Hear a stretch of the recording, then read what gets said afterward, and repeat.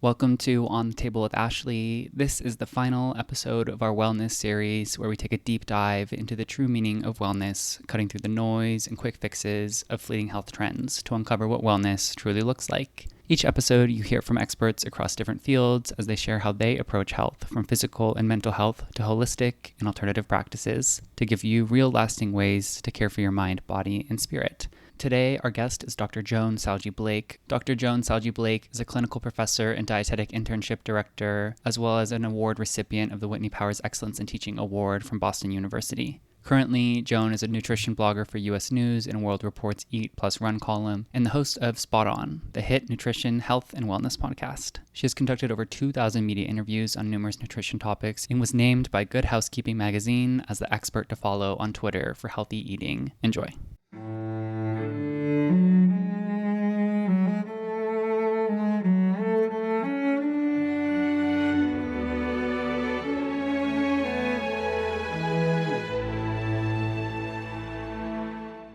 Dr. Salge Blake, it is such a pleasure to have you on the podcast. Thank you so much for joining us. Well, thank you for inviting me. I'm excited about this. You have so much to offer our listeners. I always love to start just hearing a little bit about where you grew up and what kind of kid you are. Well, first of all, if I talk long enough, you're going to figure out where I grew up.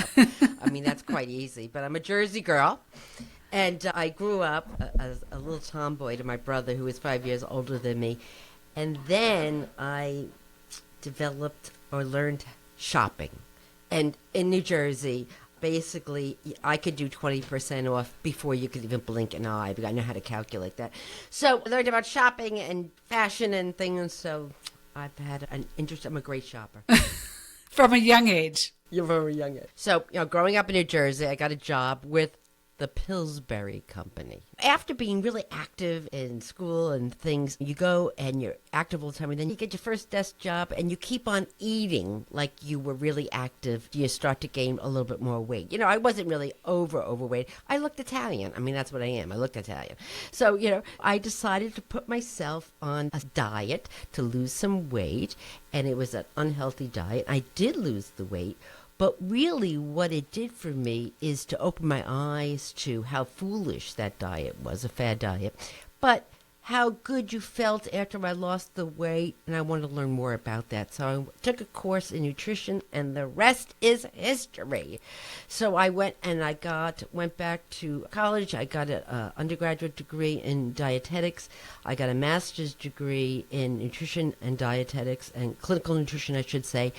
I did a dietetic internship up in Boston, and then I got my doctorate at Boston University. And my whole life, I just been talking about good nutrition and helping people to really take nutrition, understand that world, and take my expertise and fit it into the lives of my readers. And I did at one time have a private practice of my clients. And, I'm just in love with nutrition. It is just an empowering field, and I truly believe that it could change your health. So tell us why, I can imagine, but tell us why you love nutrition and what it can do for a human in terms of empowerment and health and all of the different things. Great question, Ashley. When you look at the top leading causes of death among Americans, heart disease is number 1, certain cancers, number 2, stroke is number 4, and diabetes is number 7.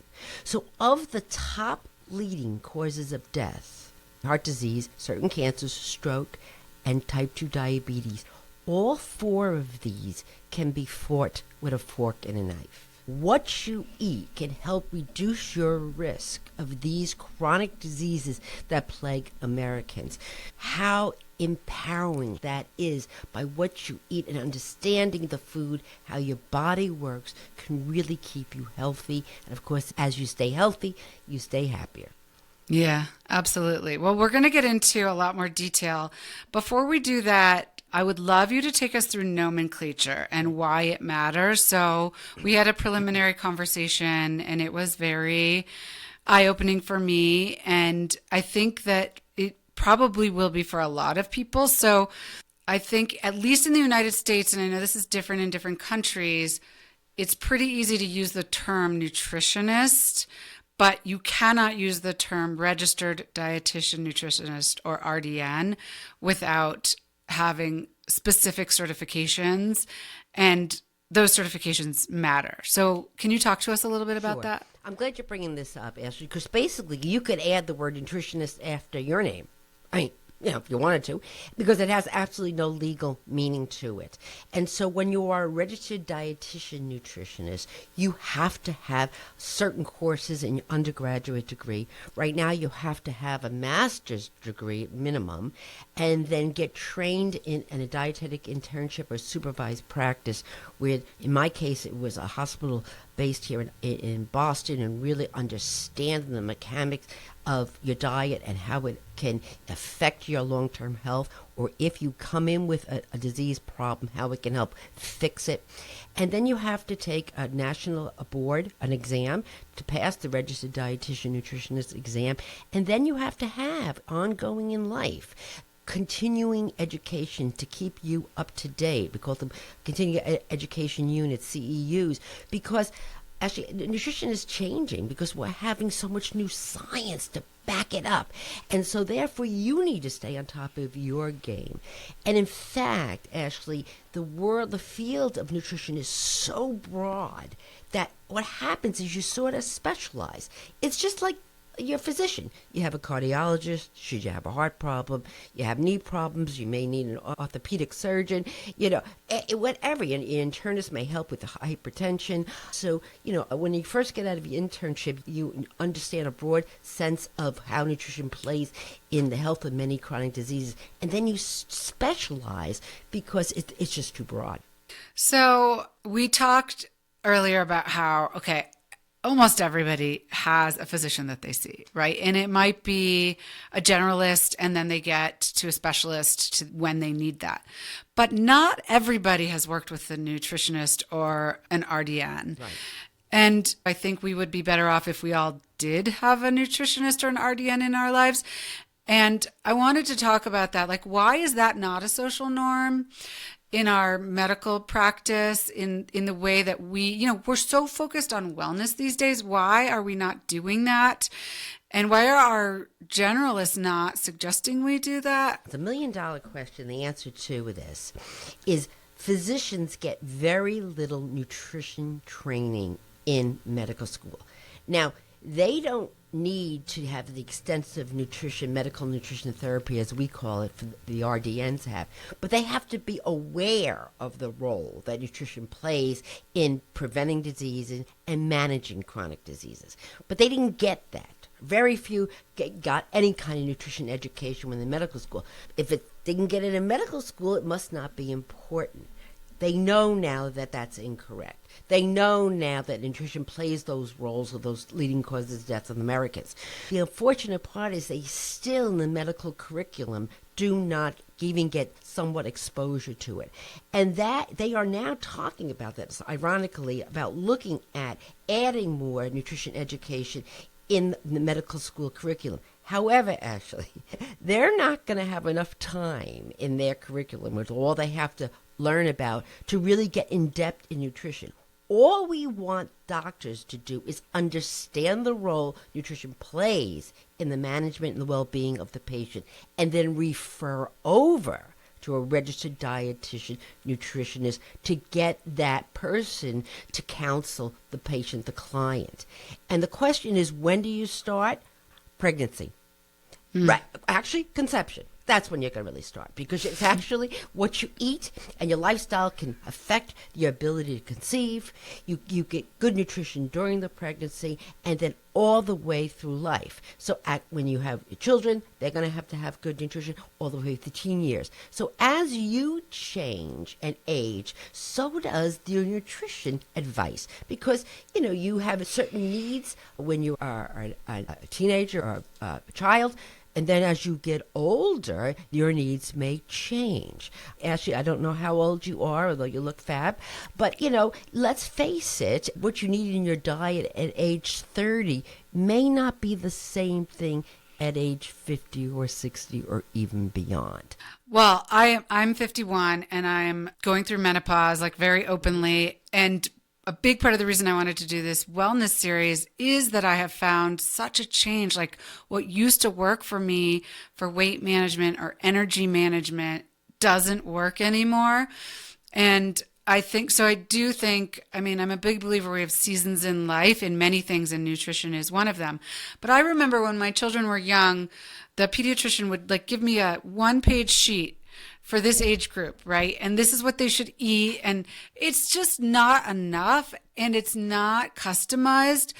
So do you think insurance, like not paying for this, is part of it? Because I just don't understand why we don't all go see an RDN. Well, I got some good news for you.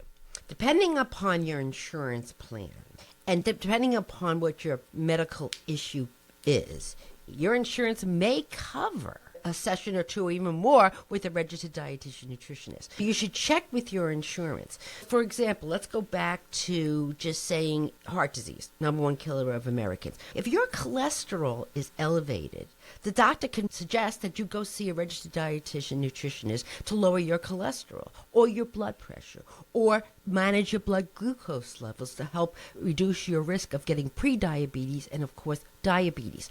So depending upon your insurance, you may be a copay away from having that service covered. Like we know that, for example, we know diabetes is diabetes, poor glucose management, your blood sugars are elevated to the point where it can be damaging to your body. We now have about 27 million Americans that have diabetes. So those 27 million really would benefit with meeting with a registered dietitian nutritionist to help them better manage the blood glucose levels. Strap in, Ashley. 27 million have diabetes. 96 million have prediabetes. So prediabetes is your blood glucose levels are higher than normal, but not enough to really qualify you for the category of diabetes. But that prediabetes stage, we know right now, if you don't do something about your lifestyle, your diet, your exercise, you're likely in 5 years to progress to diabetes. We also know that during this pre-diabetes stage, some of the gunk is going on in your body as if you were already a person with diabetes. So the sooner you get on this and get some counseling, the better it's going to be for your long-term health. Let's talk for a little bit about what a session with an RDN looks like. I'm sure it varies, like we're all humans and we have different perspectives, but not all, but many of us know what we should be doing for what we should be eating. Eat whole foods, don't eat processed foods, eat around the perimeter of the grocery store.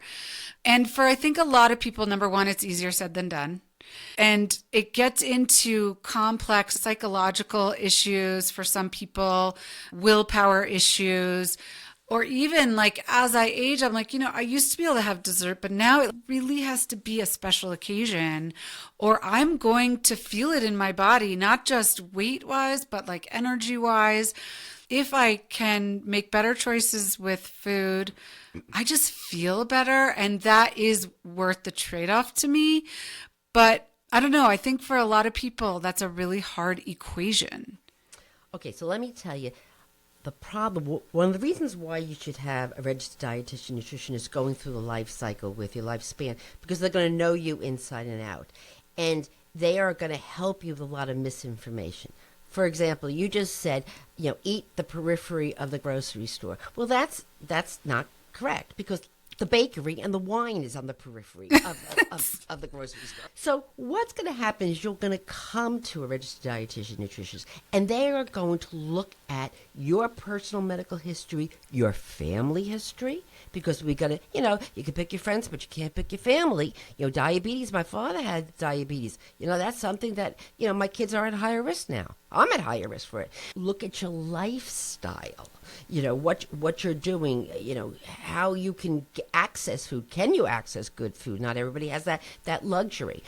Take the nutrition expertise. I often say to my graduate students at Boston University, our role as registered dietitian nutritionist is to take our nutrition expertise and fit it into the lives of our clients and patients, not the other way around. Okay, this is all about you. This is not about me. Okay, so that's what I want to do, is look at what your needs are, your health needs are, long-term medical history, family history, your current life cycle, lifestyle, and then take my nutrition expertise. Okay, this is what we have to do. What is your goals? What do you want to do? I want to lower my blood cholesterol level. Okay, let me tell you how we can do that. Do you find that it's most helpful to start with one change? So I was talking with somebody about habits and how you really should only try to change one habit at a time and do it over and over until it's sort of like muscle memory. Is it the same with nutrition? So you're going to, depending on when you come forward and what's going on in your life, medical history, and what your current eating pattern is, usually, yes, focus on one thing at a time. But see, this is where I can use my nutrition expertise. And I told you in the beginning, I'm a good shopper. So Yep. I like to get two for the price of one. So if you're going to say to me, I'm coming here because I want to better manage my blood glucose levels, and I know that if we maybe lose a little bit of weight and change the types of food that you're eating, I can maybe do that. But I can change it in a way where I can ask you to eat foods that I know are going to lower cholesterol levels, but at the same time help you lose that little excess body fat. And so I may get three for the price of one, because then you won't be hungry and you'll be a happier person. I know what's going on physiologically in your body, and I know how we can outsmart your stomach to give you the results that you want. And you might have multiple benefits by making one dietary change. Mm-hmm. And how long well, I know you're not seeing individual patients right now, but how long would you say somebody should give it, like whatever the advice is, give that a chance to see if it's making a difference or not? So I would, when I had a private practice, I did mostly weight management, but with diabetes, and people need help with diabetes and lowering blood cholesterol levels and hypertension, lowering your hypertension. So, you're going to come to me initially, we're going to map out what we're going to do, and then we're going to have sessions going on afterwards. Well, depending on what your goals are. Listen, my goal is just to lower my cholesterol, and, my diet isn't that healthy. All right, let me tell you some foods how we can better manage your blood cholesterol level, and then we'll watch this for 3 months and see what happens. Or high blood pressure, I want to bring it down.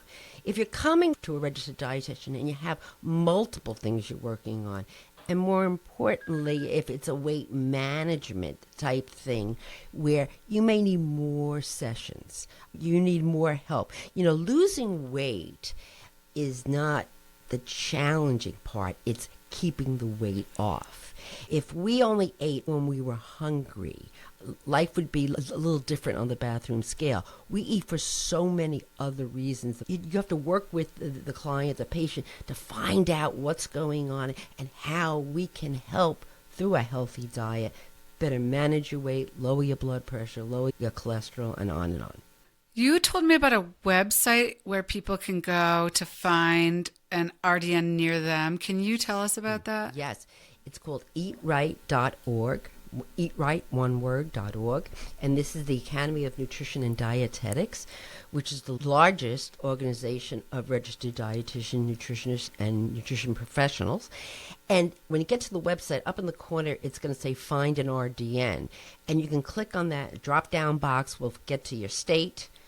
In my case, Massachusetts. You click on that, and then ask you the questions. What do you want? I have food allergies. I want to lose weight. I want to lower my cholesterol bump. And they'll link you with dietitians in your area.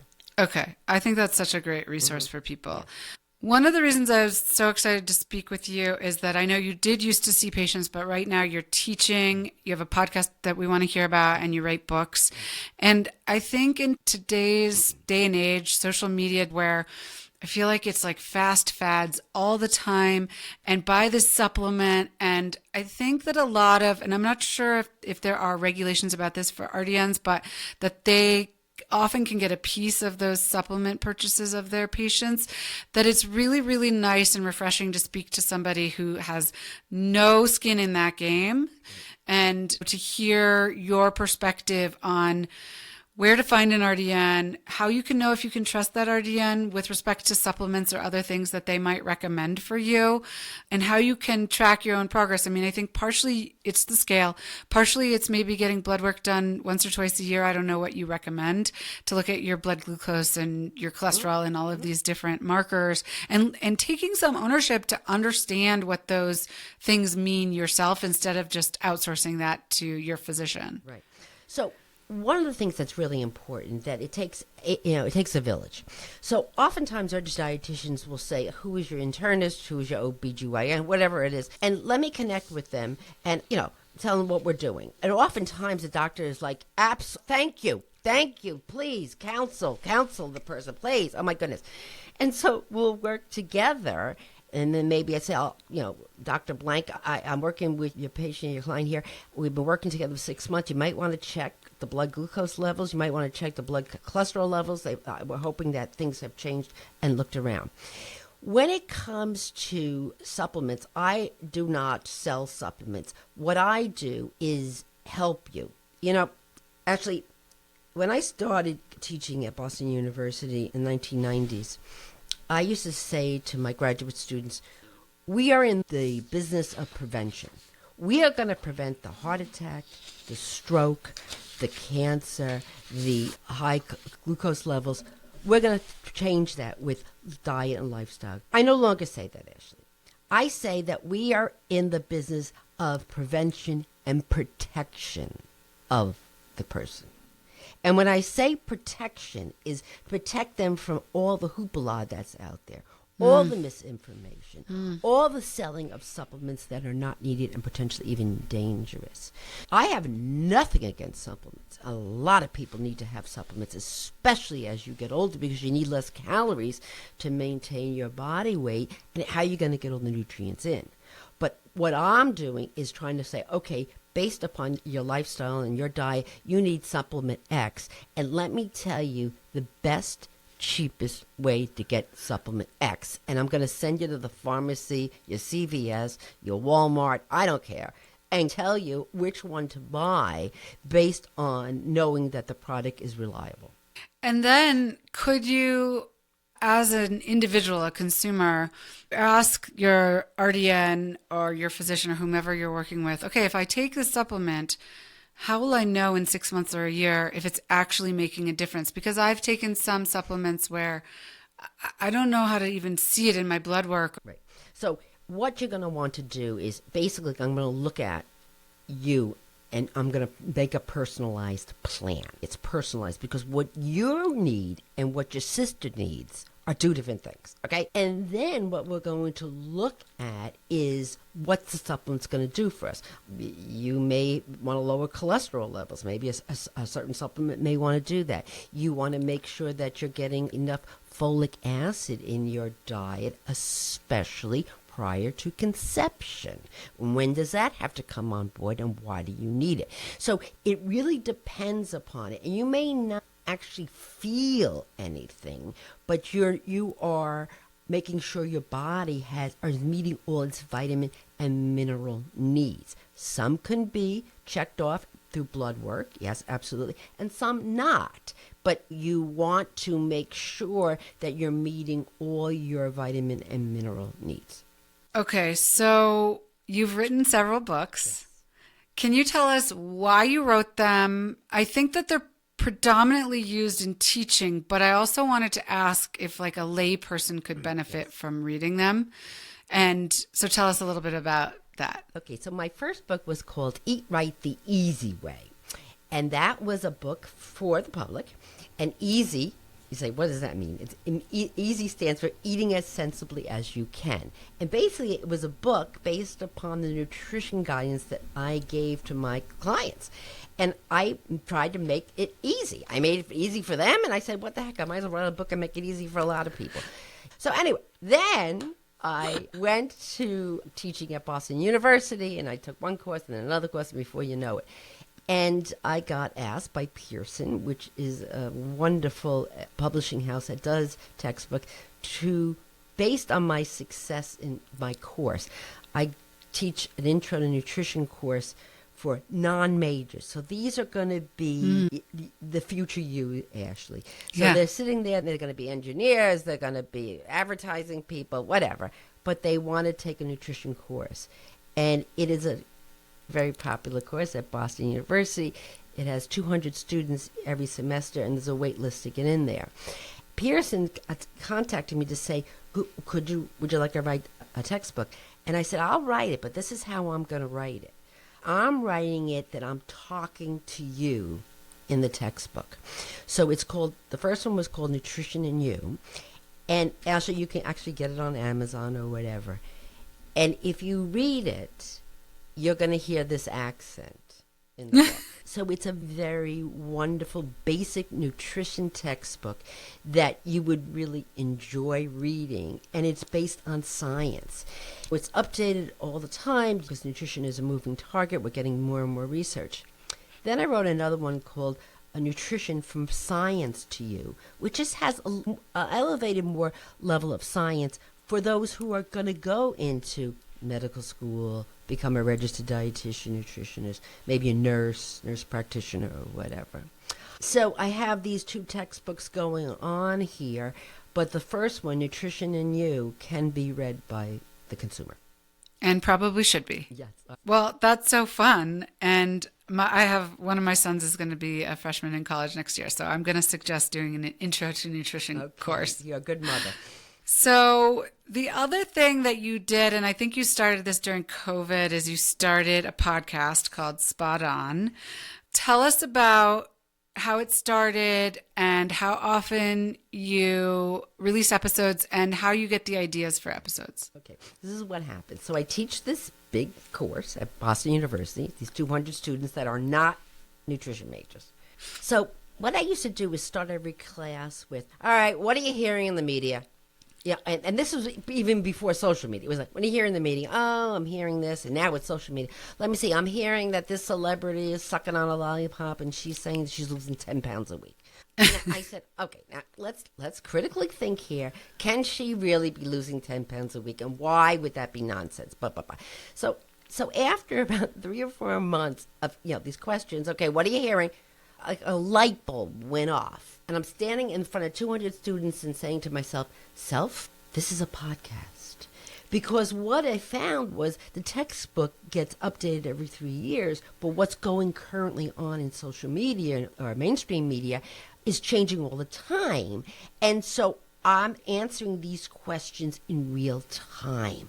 So what I did is I launched Spot On, and it's on every major platform. And when you see the logo for it, it's a tomato with a headset around the tomato.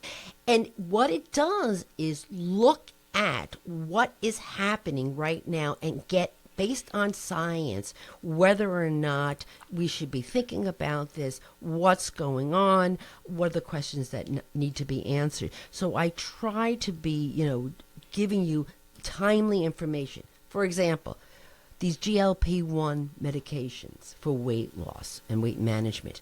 What are they? What do they do? What do you have to have with them for long-term success?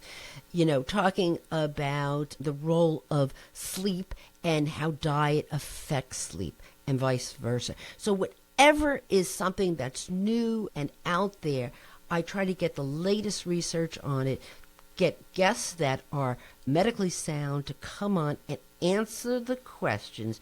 Can people suggest topics to you? Oh, yes, I do that all the time. We have a Spot On Facebook page. In fact, I asked you to do that. Please tell me what you want to hear. What do you want to hear more of? Food allergies, the keto diet. I mean, it just goes on and on. And so I started this, I believe it was 2016. And, of course, during COVID, it just blossomed even more. I have over 200,000 downloads, and I'm still on an academic calendar, so I start in September. Every other week we will launch a podcast episode and then do repeats during the summer, and come back on. So basically, right after Labor Day, we're going to be launching the first episode of season 14 of Spot On. Can you tell us what it is, or is it a secret? Yeah. Well, we're I don't know what the launch is right now. I'm taping some just like you are doing right now. And I don't know what we're going to lead with. But I can tell you one of them is going to be about creatine. Okay. Okay. We are hearing a lot about that. And we have, all gender listeners to our podcast, but I've been hearing a lot about creatine for women. And so I assume if you're going to go into a topic like that, you'll separate out and right. Yeah. And let me tell you, just to tease you a little bit, it's through the lifespan. Yeah. Just not for the bros in the gym. Right. That's right. That's exactly what I've been hearing. But it's so interesting. And I think this is why a podcast like yours is so important, because every week it seems like there's another topic, and either it's somebody who's famous or like an influencer, or even just people like hawking, the latest supplement. And it's very easy to get sucked in. Oh, it's that easy, or I should be doing that too. And I do think there's a limit to how much we can onboard in our lives, whether it's like meditation, nutrition, exercise. It's like there is a limit. So it's extremely helpful to get scientifically based perspectives on these trends, especially. Right. And that's exactly what you want, because there's so much misinformation and disinformation. And there's a difference between the two when it comes to nutrition. Misinformation is like if you hear on social media, an apple is high in protein. Well, that's misinformation. Disinformation on social media is don't buy apples from ABC Orchard because they're going to give you cancer. That's disinformation. And what that difference is, intent. That second one is to intent for you maliciously to change something or make a behavior change or eat something or not eat something based on disinformation. So there's both of them are rampant, and it's in the all health communities are having this issue. And, what we also know, Ashley, and I actually did a podcast on what Instagram does to your brain and, how you get sucked into Instagram. And I love Instagram. I'm on it. But you can get some real bad information on all social media platforms. And what we know through research, the misinformation, the negative, gets more likes and following than the science-based positive. So what you have to do is understand as a consumer of social media information who you should be listening to. And when you have a question, you have to say, this doesn't sound good to me. Let me see what Dr. Joan Salge Blake says about this on Spot On, because she's not getting paid to do this. She's just giving you information because I'm an educator. And as I told my graduate students, we're in the business of prevention and protection. So it's our role to protect the consumer from nutrition misinformation and disinformation. I mean, I'm inclined to think that's a worse problem today than, say, 20 years ago, but maybe not, because we had fen-phen, we had all kinds of issues back then too. But I don't think we had like 75 million pre-diabetics 20 years ago. Right. That's right. So let's go back to diabetes. It used to be called adult onset diabetes, not type 2 diabetes, adult onset. Why? Because you typically got it later in life, in your 50s going forward. Well, they had to change the name of the darn thing because younger people were getting it. And now we never knew about pre-diabetes and the problem with that. So now we have a whole other buttload. So there is more and more science that comes out that we got to get at this sooner. Don't wait until it goes to diabetes. Let's try to get it in the pre-diabetes phase and lower it. We also know that the reporting of information has changed vigorously. So now we're getting influencers, and that was my air quote, that are saying things that have absolutely no nutrition background. They are not a registered dietitian nutrition, and just throwing out this stuff based upon whatever. I have done over 3,000 media interviews, Ashley, and I get requests from the media saying an influencer is saying that you should be drinking lettuce water for blank. Can you comment on that? And I'll say to myself, I can't believe that this major media outlet is going to run with a story about lettuce water. Like, really? And so what happened years ago when we got nutrition information or any kind of news, it was very balanced. You know, you had one person that said something, the doctor, the dietitian rep, and we balanced it out. There's no balancing anymore. It just leads with the, a craziness. And a lot of these social media websites are clickbait, and the more clicks you get, the more you get elevated, your voice gets elevated up, which may not be accurate, but that's the way it rolls.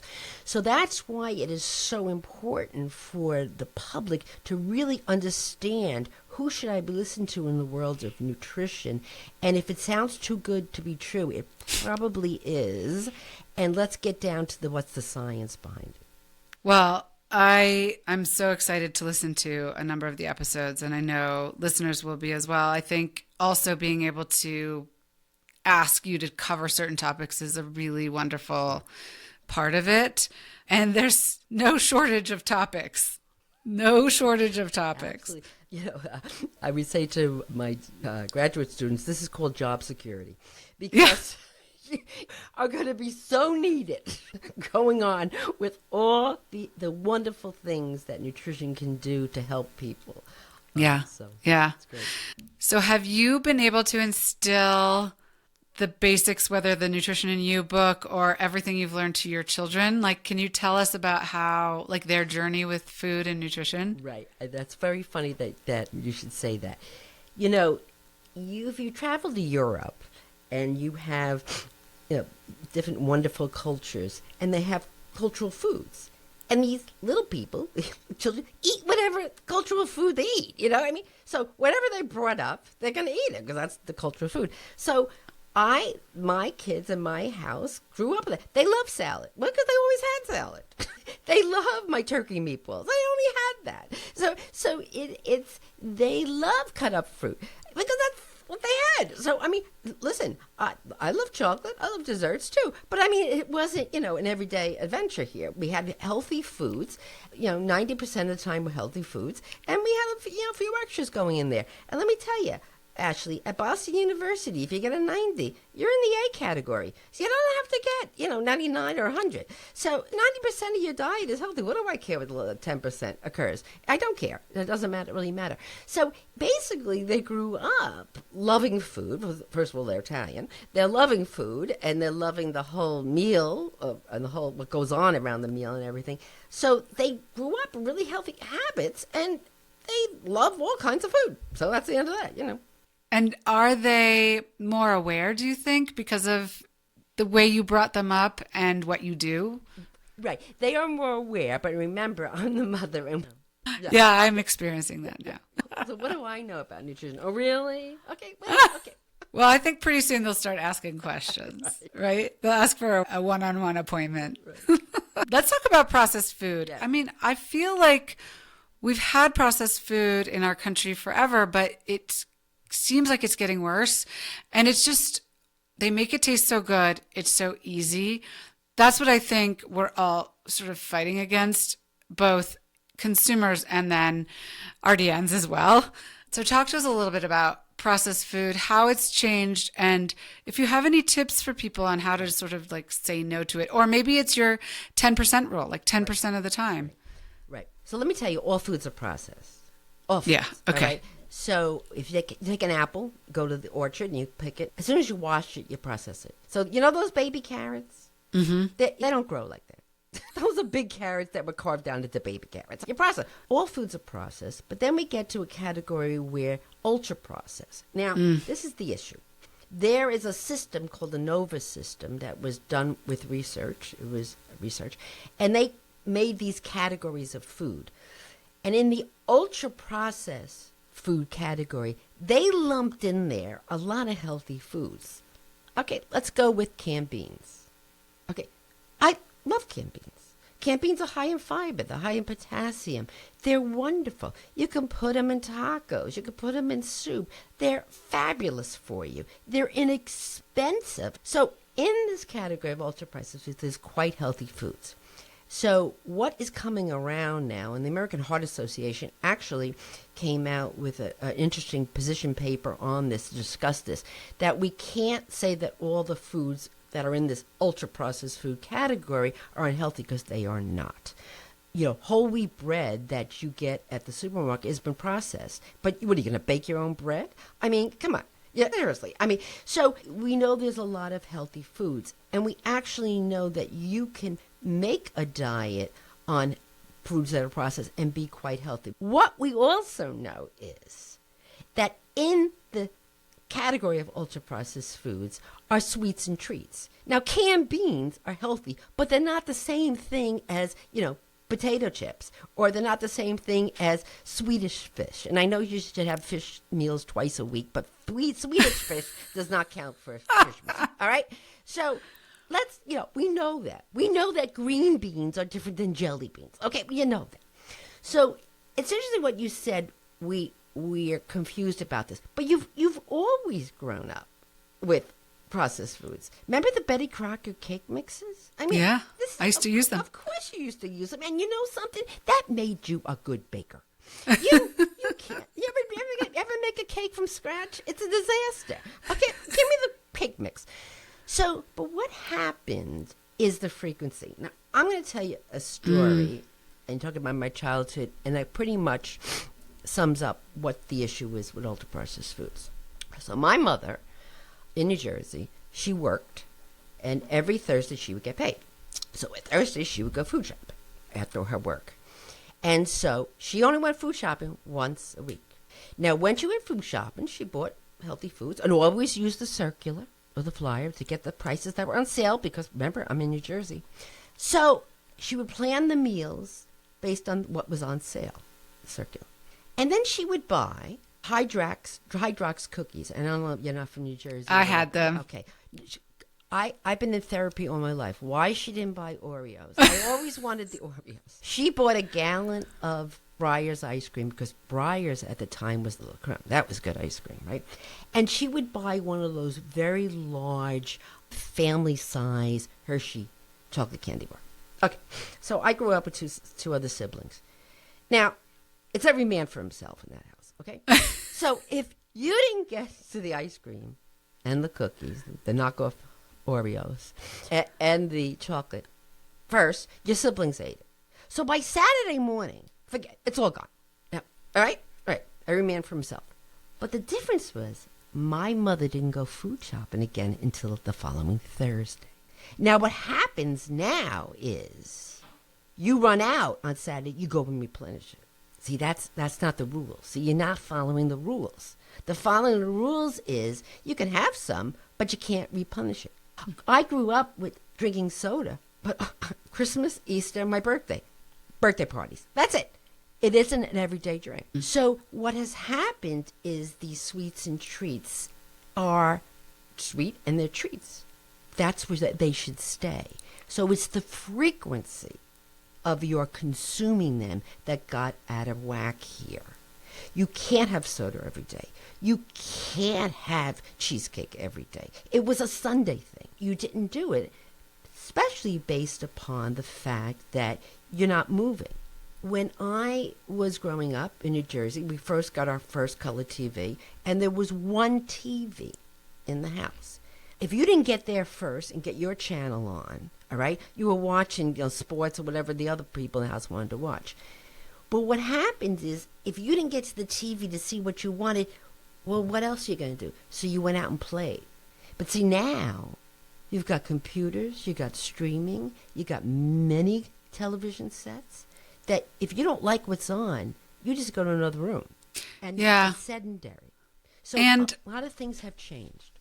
And how do you think we got from having the ice cream and the Hydrox and the Hershey bar once a week to some people have it every day. I mean, how did that become the norm, do you think? Well, a lot of things. I think we started to see that we have to have two incomes in a household to have a household and pay the mortgage. And then we were told you don't commute, you have to drive, so your commute is real long. And then they told us that you're tired at the end of the day and want to get dinner on the table, so you need some help and you need it often. But this is why you should buy products that are ready to eat, and that's fine, but they're ready to eat and they may be not as healthy for you as the more traditional that you grew up eating, and dinner was on the table. Now remember, my mother worked, so it's not that my mother was a stay-at-home mom and had this fabulous, Thanksgiving dinner every night on the table. She worked, but she had money was tight, so you had to plan your meals off that flyer for the week and to stay on budget. So you didn't buy prepared chicken. You bought the bird, baby. You know what I mean? The bird was cheaper per pound, so that was your boy. So what has happened is we've been told that we're really, really busy and you need help in the kitchen. I agree that you need help. I don't have time to soak beans and cook them. I'm going to the canned beans, all right? But you can plan meals that are healthy and affordable, because some of these really easy to use foods are not really inexpensive. You just have lost that ability to pre-plan and get the food on the table in a quick way. I always said with COVID, let's not waste a good pandemic, Ashley. So we learned from the pandemic how to cook again. Remember that? You were calling your grandmother. How do you make that meatloaf, Grandma? How do you do, people cooking. And what we found, this is also good news, is that people obviously were cooking more at home. They couldn't do anything else in COVID. But even during the Great Recession of 2007 and 8, when people were losing their jobs, the quality of the diet went up. Because they weren't eating out as much. They weren't getting the prepared chicken. They were baking it themselves. They were going back to how Grandma lived. And we know when you go back to that, we have research that back up that the quality of your diet will also go up. Yeah. I think partially there are all these celebrity chefs now too, and a lot of what they make is not that easy to make. So we can get caught up in we have to make this elaborate meal at home, but we don't. We need to kind of go back to these easier recipes. Yeah, call Grandma. Call Grandma and get those recipes. You talk about all these food shows that are on, and people love to watch other people cook, and then they don't cook. You need about 10 healthy recipes. You eat the same, a couple for chicken, a couple meatloaf, whatever. You need about 10 healthy recipes, and that's all you need, because you're going to eat the same foods over and over again. So find your 10 healthy recipes that you really love, and goodness gracious, there's so many places to get healthy recipes, and stick to it, and plan, cook once, eat twice, double up on that chili and serve it the next day for lunch or another meal, freeze it and pull it out. Use your freezer for more than just ice cubes. You make a big vat of chili, freeze it, and a week from now, pull it out and you got Thursday night dinner. This is how you were raised growing up, and we just forgot about this pre-planning, and it doesn't take that much time. In fact, it'll save you time than saying, oh gosh, it's Tuesday, what am I going to get? I don't know, I'll have to pick up something on the way home. Waste of money, loss of good healthy foods. Absolutely. How do you think people can prioritize nutrition without falling into the traps of diet culture? I think about my mom, and I feel like she was always on a diet. And I feel like this, especially for women, I think for men now too, honestly, but when I was growing up, it was more focused on women. And I think weight and nutrition get intrinsically tied, but I'm not sure they should be. In some regard, yes, but in some regard, no, because you can be very thin and still not be healthy. You could be not eating enough or not getting the right nutrients. Right. So can you talk to us a little bit about that? So you could be thin and malnourished, and you could be somebody that's struggling with obesity and be malnourished. So what we have to go back to sensible eatings. And I think My Plate is a great visual. And you can, if you Google My Plate or myplate.gov, half of your plate should be vegetables. Quarter of it's going to be some lean protein. A quarter of it's going to be like whole grains and everything. Add some dairy to that and healthy oils. Okay, so this is what happens: is we're not eating enough fruits and vegetables in our diet, and so what we're doing is overeating in the protein section, overeating in the grain sections, and so we're not getting enough nutrients. We're also, because of the lack of fruits and vegetables, especially whole fruits and vegetables, we're not getting full on them. Vegetables are full of fiber and water. They're going to fill you up before they fill you out. All right? Jelly beans are the inverse. They're going to fill you out before they fill you up. Right? Okay, because they're very condensed in sugar, and I could eat a whole bag of jelly beans. Who can't, right? So what we have to do is more strategizing if how often produce gets into our meals. The answer is at all meals. How they should get into our snacks, at all snacks, and get these foods back into our plate. And we're not eating them enough, and we're overeating a lot of other foods on our plate, to which are lacking the nutrition and giving us excess calories because they're filling us out before they fill us up. So again, we got to be sure that more vegetables in our diet, and this is something that I'm going to be doing a spot-on episode on. It's called meal sequencing, of when you eat the foods, how it can affect your health. And spoiler alert, we have great research to suggest that having vegetables, salad, first prior to a meal can really have a major impact on your health. You've also, and I'm not sure if you're doing this now, but I know that you've done some consulting work with restaurants in the past. Right. One of them was Papa Gino's, focused on creating a workplace wellness program, bringing sort of academic theory to real world application. Can you tell us about a consulting project that you feel like led to tangible health improvements? Yes. Well, I can tell you one. It was at a major company here in Boston. And what I did was a whole workplace wellness program. So what I did was every month we focus on a different medical nutrition therapy connection with a chronic disease. Let's do it's Heart Month, okay? So I would go in and I would give a lecture on heart health and what you need to do. Then I would go in and work with the chef in the cafeteria to put heart healthy options on the menu. I would highlight the foods in the cafeteria that were heart healthy. I didn't do anything to the foods that were maybe not as healthy, just highlighted the ones that were. And this is back in the 1980s. I started young. And when you look at this, we now have research to back up these environmental changes at the workplace can really roll over to lifestyle changes. We know now with the school lunch program and schools, and to make sure that the children are getting healthy meals and changing, and not only that, having them learn about how to grow food, because we know that when they grow their own food, they get so excited about it and they want to eat it. And so we all know that these environmental changes can help with long-term changes, and we now have the research to back that up. So it's good, and we know now that at work sites they should have healthy options. That vending machine should have some healthy options. And we know now that if you keep your employees healthier, they'll be happier, they'll have less sick time, you'll have more productivity. So there's research to back this all up about your workplace supporting your health habits. And when you think about it, well, you're working now at home, doing a hybrid situation, but in the days of yesteryear, you spend more time at the workplace than you did in your home. So why couldn't that have been a healthy environment compared to your home environment? I still feel like we have so much work to do. I mean, my younger son just started his junior year today, and the cafeteria at school is, let's just say, not very healthy. Mm-hmm.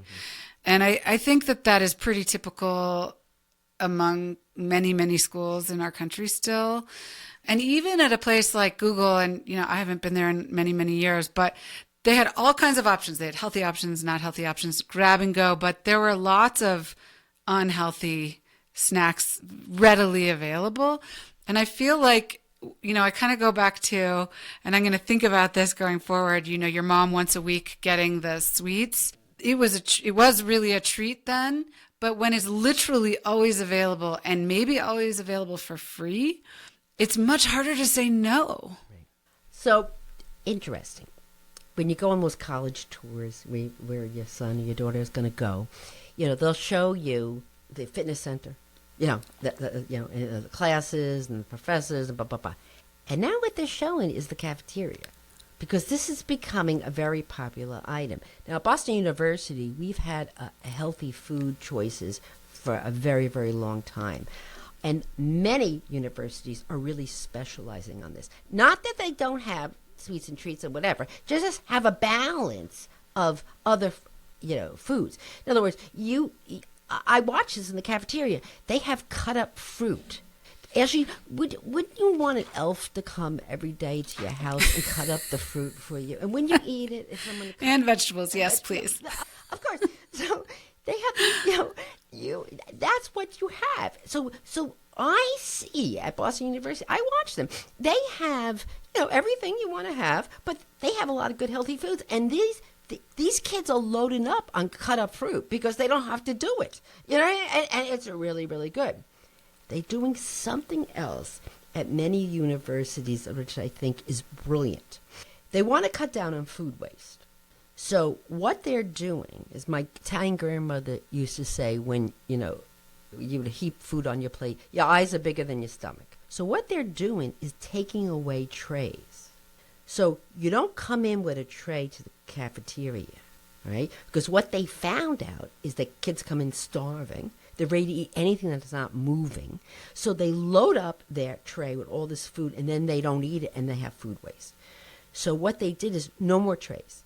So you can go up as many times as you want, but you got to go up, take the plate back to your table, eat it, and you want to go get it. And so what they're doing is reducing food waste, and it's also helping with this, not over-consuming. So it's really a wonderful issue where they're reducing food waste and just saying, eat, but if you're hungry, go back and get more. If you don't want, then stop. And it's really, really working out famously because they're really doing food reduction, food waste. Also, what's happening is they've set up, I know this at Boston University and many others, it's like a restaurant. So in other words, you go in and they'll say, okay, you're having tonight is roasted chicken and broccoli and mashed potatoes, whatever. So the person behind the counter, you say, okay, and you can say, okay, I want, can I have that chicken? Okay, good. Can you? I don't want the potatoes, or I want less potatoes. Can you give me more broccoli? And so what's happening is it's just not this pick up the plate and it's already done. You can customize it. I mean, you can get pizza. Of course you have to have pizza in college. I mean, they go together. But you can get pizza with grilled vegetables on it, pepperoni. Yeah. Right. So there are so many more options, healthier options, but you have to go in there, with some education prior to that. Now, right. That's where you go back to the school lunch program. So if they were raised as a little person with a healthy meals going to kindergarten, middle school, then, they're kind of in the routine of it. So it's all this education that has to occur early on to become habits for them to take away when they go to college. I just recently watched, I don't know if you've ever watched Chef's Table, but the cinematography is beautiful. And they just did an episode on Alice Waters, who created the Edible Schoolyard. Yes. And I knew about it because I grew up in California in the Bay Area, but it was really wonderful to see the footage and how it's continuing today and how it's spread. I feel like those are the programs we need more of to create these, these healthy habits, which hopefully you're getting at home too, but you may or may not. So like in what we're seeing in schools now, that they are growing carrots or whatever, and the kids are loving this. And the kids they get excited, and then they eat it, and they're excited about this. And they go home. But Ashley, when they go home, we want to make sure the carrots are available. Right. Right. So everybody's got, it takes a village here.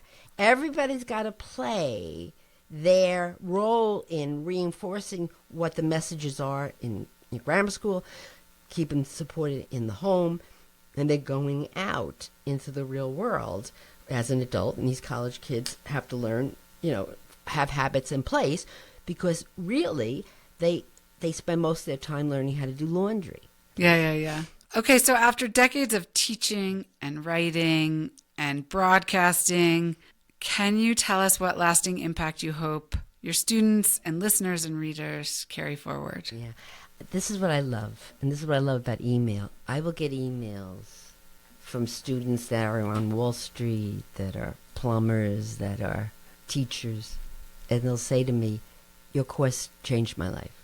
And it's not going to get better than that. So read your book, especially if you're not a major, Nutrition in You. You can get it on Amazon. Listen to Spot On, which you can find anywhere you listen to podcasts.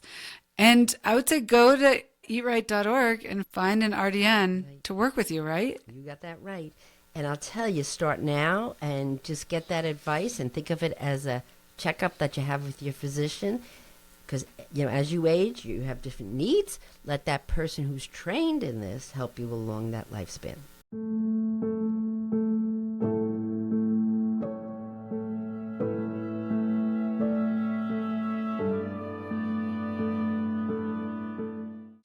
As we explore in my brand, Amatand, which is French for to take care of your soul, objects can hold a lot of meaning for us.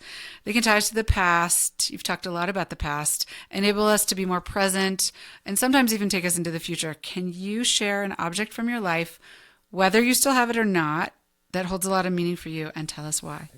So I have jewelry from my mother, and it reminds me of New Jersey. And I'm here in Boston. I love Boston.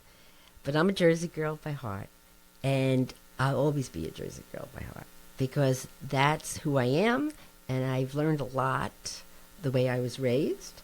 I was raised blue collar, hardworking. Yeah, that wasn't a lot of money, and I'm glad I was raised that way. Yeah. Can you share a favorite tradition? I mean, you've told us about the grocery shopping, which is I actually kind of look at that as a tradition, but it could be something that from when you were a child or something that you've done with your children, anything at all. Thanksgiving. So let me explain how Thanksgiving works here. All right. So the Macy's Day Parade, that has to be on from the get-go, the Macy's Day Parade. And even if you're cooking, that's got to be in the background. All right. And you have to watch the Macy's Day Parade. It is an absolute must.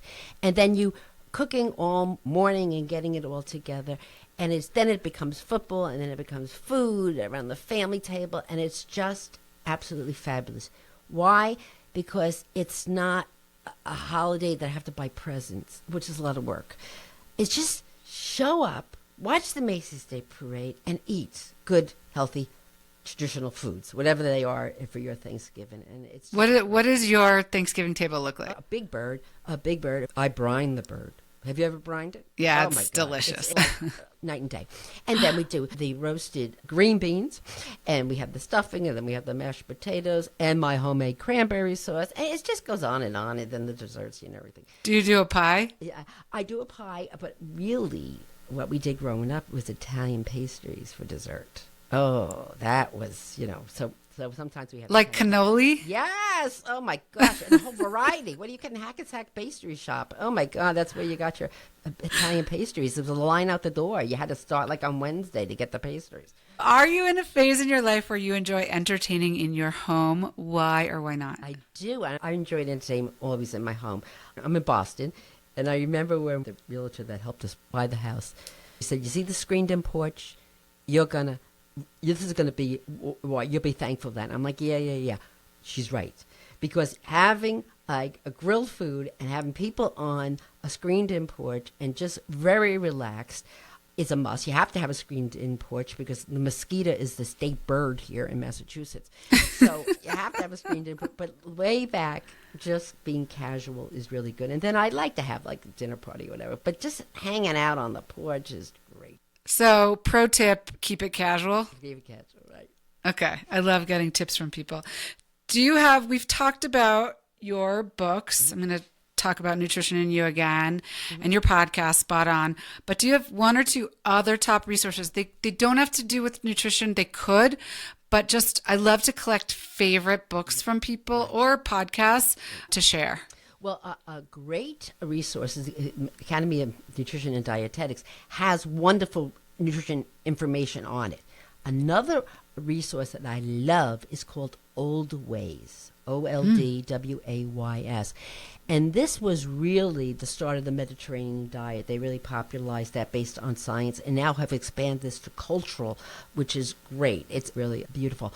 There are so many, my nutrition textbook, Nutrition in You, is, I always say you got to have at least one basic nutrition book to go back to. So having something along that lines is really good. Make sure that whatever you read is written by a registered dietitian, nutritionist, not by even other health professionals, because they didn't. They have to have had nutrition background. So just because they have other wonderful initials after their name and they're maybe in the medical field, make sure that a registered dietitian nutritionist is contributing to this book to keep it accurate than that. And I love podcasts. So there's many registered dietitian nutritionists that have podcasts. So find those that you like and listen to them, because again, as I said in the beginning, it's going to be fresh information that you need to be knowing about. Yeah, absolutely. Okay, last question. What do you do for yourself? Do you have a practice, a focus, a habit, or daily routine that you adhere to that contributes to your success and or your well-being? Yes. I listen to audiobooks. And I can put audiobooks on, and I could put my sneakers on, and I could walk to China. I could just keep walking. So I don't sit and read. I listen. Now, why do I do that? Well, I love getting new information, and I really do nonfiction. I don't do fiction. I want to learn new things and whatever. But I'm a multitasker, so I want to walk and learn. I don't want to sit and learn. So I get audiobooks, and I download them. And I basically oftentimes have read most of the book, air quote, most of the books on the New York Times bestseller list, but I didn't really read them. I listened to them. So it allows you to have movement, stay fresh, stay up to date, follow your love, your interest. And if you like fiction, go get it in fiction. I don't care what it is. But it allows that movement and keep you moving, and you're joyful because you're doing something you want to listen to. Well, thank you so much for joining me. It's been such a pleasure talking with you. I've learned so much. I have new resources. I'm going to go get Nutrition in You right now. Maybe get one to give to my son to take to college. We'll see. Oh, yeah. Yeah. Maybe you can get BOGO, where to buy one, get one free. Who knows? Shopping. Thank you for spending the time with us. And thank you for allowing me to spend some time with you. Thanks for listening to an episode of On the Table with Ashley. Subscribing to, rating, and reviewing our show helps us to continue to make quality episodes, so please subscribe, rate, and review wherever you listen to podcasts. On the Table with Ashley is presented by Amatond, an elevated, everyday, luxury home and tableware brand with products designed to cultivate connection. You can learn more about Amatond at amatendre.com or on Instagram at Amatond. By subscribing to our newsletter on the Amatond website, you'll receive updates on new episodes as well as promotions relating to Amatond and Amatond's products. Send us an email at reachoutanytime@amatond.com if you have ideas for guests or series ideas you'd like to pass along.